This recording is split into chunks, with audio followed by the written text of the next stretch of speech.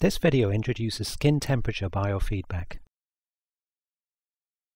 In skin temperature biofeedback, we monitor the skin of the fingers. Changes in temperature here are mediated by changes in blood flow. An increased volume of blood flowing in the vessels of the skin warms the surrounding tissue. Blood flow in the skin is in turn controlled by the autonomic nervous system.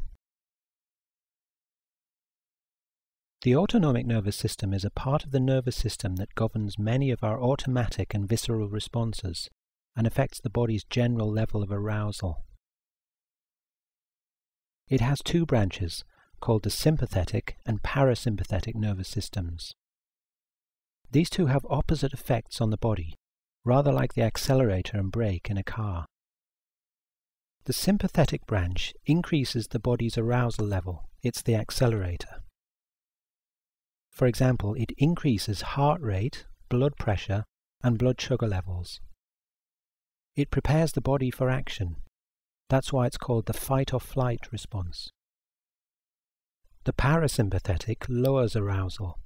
It's more like the car's brake. It lowers heart rate and blood pressure and activates the digestive system. It's sometimes known as the rest and digest response. Returning to skin temperature, the sympathetic nervous system reduces blood flow in the skin, causing cooling. Skin temperature biofeedback gives us a way of working with our emotions because the sympathetic or fight or flight response happens when we feel stressed, anxious, frustrated or angry. The parasympathetic response is an aspect of more positive emotion. We could sum it up as the relaxation response. So in skin temperature biofeedback, we're training this relaxation response by looking for a way to raise skin temperature. In this graphic, the yellow trace on the left shows the variation of temperature. You're training this graph to go upwards. The chart on the right shows the rate of change of temperature.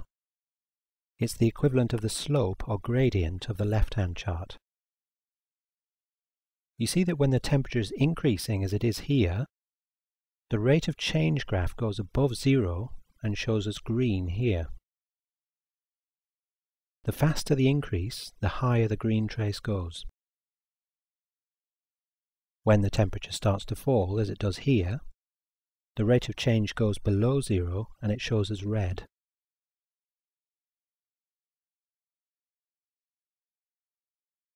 So how do you apply your mind to bring about increased skin temperature?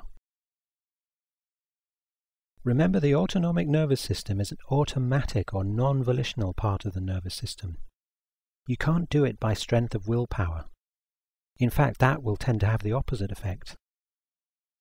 Instead, you have to let go or allow your body to do it for you. Putting it more positively, you're entrusting to the natural and innate intelligence of your body, which already knows how to relax. How you engage your attention is also important. Look out for the pleasurable feelings in your body. Create some mental space in which they can grow naturally without you having to force it.